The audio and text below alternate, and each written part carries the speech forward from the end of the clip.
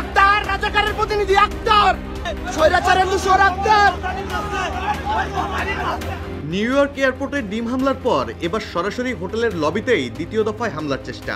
এমনই অভিযোগ করেছেন খোদ এনসিপির সদস্য সচিব আক্তার হোসেন। তিনি বলেছেন, যুক্তরাষ্ট্র আওয়ামী লীগের নেতাকর্মীরা মঙ্গলবার রাতেই তার অবস্থানরত হোটেলে গিয়ে দ্বিতীয় দফায় হামলার চেষ্টা চালায়। জীবন অবাক না করলে কে করবে? 28% মিল্ক ফ্যাটের অবাক করার সাথে ফ্রেশ মিল্ক পাউডার। জীবন অবাক করুক প্রতিদিন। ও শুভাকাঙ্ক্ষীরা প্রতিরোধ করলে তারা পালিয়ে যায়। আক্তার বলেন, খবর পেয়ে মার্কিন পুলিশ ঘটনাস্থল পরিদর্শন করে মামলা করার পরামর্শ দেয়। পরে তিনি এয়ারপোর্ট সংলগ্ন থানায় মামলা দায়ের করেন।